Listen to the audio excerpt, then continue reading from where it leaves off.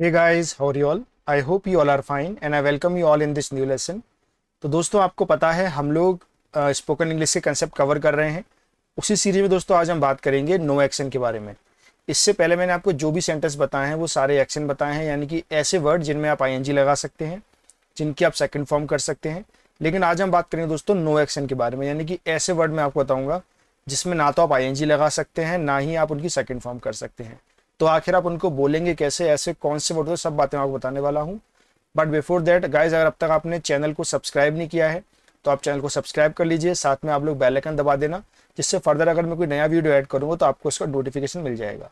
Right, तो चलिए start करते हैं। और दोस्तों कमेंट करके बताइएगा जो लेसन जो मैं आपके लिए बना रहा हूँ, मैंने करीब 10-11 लेसन आपके लिए ऑलरेडी बना दिए हैं अबाउट द कंसेप्चुअल क्लैरिटी। आपको इन लेसन से कितना फायदा हुआ है जरूर एक बार कमेंट करके बताइएगा। चलिए तो स्टार्ट करते हैं नो एक्शन के बारे में। पहली बात आती है दोस्तों नो एक्शन होते क्या है। आप एक बात समझिए, अगर हम दोस्तों एक्शन की बात करते हैं तो एक्शन आप सभी जानते हैं, जैसे कि गो एक एक्शन होता है, कम एक एक्शन होता है, इस तरह से आपके एक्शन होते हैं। ऑन द अदर हैंड दोस्तों कुछ ऐसे वर्ड होते हैं जिनको हम लोग अगर ग्रामर के रूल के अकॉर्डिंग देखें तो वो एडजेक्टिव होते हैं, एडवर्ब होते हैं, नाउन होते हैं, प्रोनाउन होते हैं। ऐसे वर्ड होते हैं जिनकी हम लोग आईएनजी जिनमें नहीं लगा सकते या जिनकी हम लोग सेकंड फॉर्म नहीं कर सकते। I give you one example. जैसे मान लीजिए मैंने आपको एग्जांपल दिया टीचर। टीच तो एक एक्शन है, लेकिन अगर मैं बोलूँ टीचर, सो टीचर कोई एक्शन नहीं होगा क्योंकि आप टीचरिंग नहीं कर सकते। टीचिंग कर सकते लेकिन टीचरिंग नहीं कर सकते, राइट। तो टीचर हमारा जो वर्ड होगा ये एक नो एक्शन की कैटेगरी में आएगा। I give you one more example. मान लीजिए मैंने बोला सैड, तो सैड एक कौन सा वर्ड है? This is the condition of a person. ये एक पर्सन की कंडीशन है और इसकी आप सेकंड फॉर्म नहीं बता सकते, तो ये भी एक नो एक्शन की कैटेगरी में आएगा। किसी का भी नाम अगर होगा, मान लीजिए मेरा नाम है तो मेरा नाम भी आएगा। मान लीजिए कोई दूसरा नाम है, मान लीजिए राम है, तो can you make the second form of ram? Rammed होगा क्या इसका? नहीं होगा। तो इसीलिए ये भी किस कैटेगरी में आएगा? ये भी आपकी नो एक्शन कैटेगरी में आएगा। तो दोस्तों ऐसे वर्ड जो एक्शन नहीं होते हैं उन्हें हम लोग नो एक्शन कहते हैं। यूजुअली इन्हें कैसे पहचानते हैं? इनमें ना तो आप आईएनजी लगा सकते हैं ना ही इनकी अदर फॉर्म यानी कि सेकंड या थर्ड फॉर्म कर सकते हैं। This is the solid proof to check either any word action और नो एक्शन। अब दोस्तों बात आती है इनको सेंटेंस में बोलेंगे कैसे। आपको पता है एक्शन को प्रेजेंट में बोलने के लिए डू डज या आईएनजी यूज करते हैं, पास्ट में बोलने के लिए सेकंड फॉर्म या वॉज वर यूज करते हैं। लेकिन अगर नो एक्शन की बात आती है तो नो एक्शन को हम लोग कैसे बोलेंगे? दोस्तों अगर आप नो एक्शन को बोलना चाहते हैं प्रेजेंट में, तो प्रेजेंट में नो एक्शन को बोलने के लिए आप यूज करेंगे इज, एम और आर। इज, एम और आर, जैसे आपको बोलना है कि मैं कोई नो एक्शन हूं तो आप बोलेंगे आई एम और वो नो एक्शन का नाम। अगर ही है तो आप बोलेंगे ही इज और वो नो एक्शन का नाम। सी है तो बोलेंगे सी इज और नो एक्शन का नाम। यू है तो बोलेंगे यू आर नो एक्शन का नाम। फॉर एग्जाम्पल मान लीजिए मैं लेता हूं हैप्पी। हैप्पी एक नो एक्शन है, तो मुझे बोलना है कि मैं हैप्पी हूं, तो कैसे बोलूंगा इस बात को? I am happy. He happy है, he is happy. She happy है, सी इज हैप्पी। क्या तुम हैप्पी हो? Are you happy? तो ये बात हुई दोस्तों प्रेजेंट की। प्रेजेंट में अगर आप नो एक्शन बोलेंगे तो याद रखिएगा आप वहां पर इज, एम और आर को as a time word use करेंगे।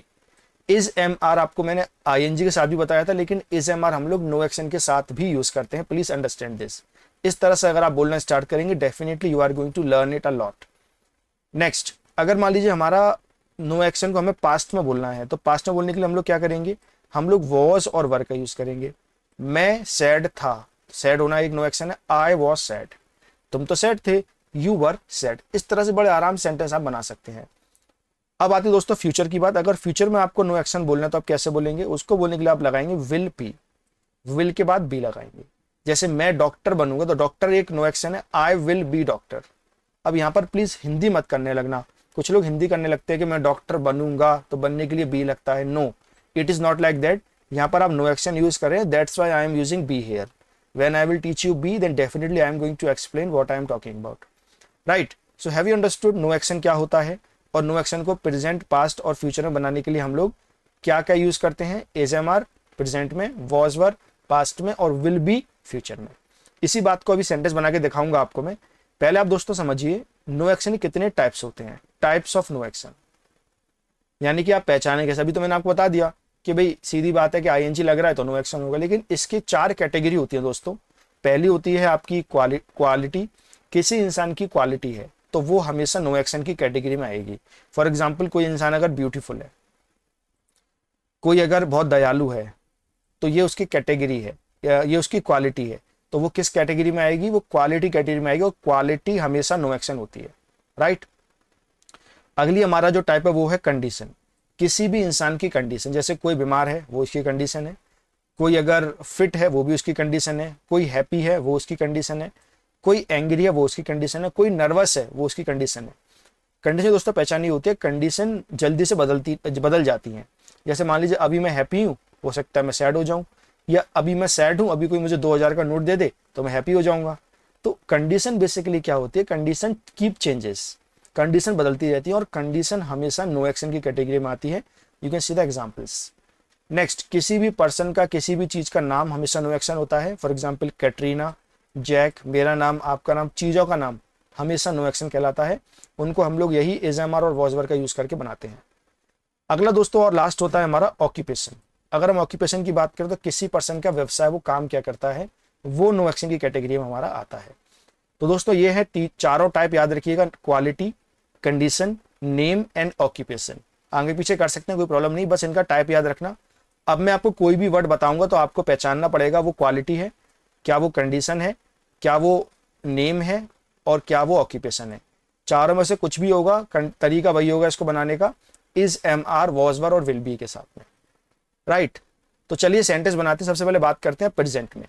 प्रेजेंट में हम लोग कैसे बोलेंगे, तो हम एम लगा के बोलेंगे। यहां पर आप देखिए ये है बैंकर। बैंकर कौन होता है बताइए, बैंकर इन चारों में से किस कैटेगरी में फॉल करेगा। I hope you have thought, yes, ये आपका आएगा ऑक्यूपेशन में। जो बैंक में जॉब करते हैं ना, बैंकर कहते हैं। फॉर एग्जाम्पल मुझे बोलना है मैं बैंकर हूं, तो मैं क्या करूंगा, बैंकर को उठाकर यहां लगा दूंगा, ये बना लूंगा आई एम बैंकर। मैं बैंकर नहीं हूं, I am not banker. He banker है, he is banker. He banker नहीं है, ही इज नॉट बैंकर। अब मुझे पूछना है क्या तुम बैंकर हो, क्या तुम बैंक में जॉब करते हो, तो मैं पूछूंगा आर यू बैंकर। क्या ही बैंकर है, इज ही बैंकर। तो दोस्तों इस तरह से आप सेंटेंस बना सकते हैं। बैंकर के अलावा मान लीजिए मैं बात करता हूं किसी की क्वालिटी की, नेगेटिव क्वालिटी है, करप्ट, बेईमान है, कोई भ्रष्टाचारी है, तो पूछूंगा क्या तुम भ्रष्टाचारी हो, आर यू करप्ट। क्या ही भ्रष्टाचारी है, इज ही करप्ट। अगर मैं हूं तो आई एम करप्ट, नहीं हूं तो आई एम नॉट करप्ट। ही है तो ही इज करप्ट, और ही नहीं है तो ही इज नॉट करप्ट। बहुत सिंपल है दोस्तों, जहां पर आपको डैश दिया हुआ है यहां पर आप उस नो एक्शन को लगा दीजिए। Doesn't matter either it is quality, name, occupation और कंडीशन। अगला है दोस्तों फेथफुल। फेथफुल होना एक क्वालिटी होती है, और ज्यादातर क्वालिटी दोस्तों हम लोग जानवरों से अडॉप्ट करते हैं। सो डॉग यहाँ पर देख सकते हो, he is faithful by the way. So यहीं से इंसानों के अंदर भी ये चीज आई है। तो यहाँ पर आप देखेंगे तो कैसे समझेंगे, I am faithful, faithful, I am not faithful, he is faithful, he is not faithful. क्या तुम फेथफुल हो, आर यू फेथफुल। क्या ही फेथफुल है, is he faithful. He faithful नहीं है, he is not faithful. Like this you can make the sentences, right. अगला देखते हैं डोसाइल। डोसाइल मतलब होता है बहुत ही ज्यादा सीधा कोई इंसान होता है, उसे डोसाइल कहते हैं। क्या तुम डोसाइल हो, आर यू डोसाइल। मैं डोसाइल हूं, आई एम डोसाइल। नहीं हूं, I am not docile. He docile है, he is docile. He docile नहीं है, ही इज नॉट डोसाइल। तो दोस्तों प्रेजेंट बनाने के लिए आपने इज, एम, आर का यूज करा, और नॉट भी आपने इसी में लगा दिया, और पूछने के लिए भी आपने इज, एम, आर का यूज करा। तो उम्मीद करता हूं दोस्तों आपको नो एक्शन को बनाना आ गया प्रेजेंट में। अब दोस्तों बात करते हैं पास्ट में कैसे बनते हैं। समझिए, पास्ट बनाने के लिए आपको क्या करना पड़ेगा, जहां आपने इज, एम, आर यूज किया था वहां आप वॉज और वर का यूज कर देंगे। जैसे मैं इलेटेड हूं, इलेटेड कौन होता है, बहुत ही खुश इंसान। आई वॉज इलेटेड, सॉरी मैं इलेटेड था, I was elated. I was not elated, he was elated. क्या तुम बहुत खुश थे क्या, were you elated. Was he elated, he was elated, he was not elated. So like this you can make the sentences. अगला word हमारा है arrogant. Arrogant कौन होता है, arrogant means a person who is very अहंकारी, इन हिंदी भी call अहंकारी। तो ही एरोगेंट था, he was arrogant. He arrogant नहीं था, ही वॉज नॉट एरोगेंट। क्या तुम एरोगेंट थे, वर यू एरोगेंट। मैं एरोगेंट था, आई वॉज एरोगेंट, और I was not arrogant. So like this you can make the sentences, right.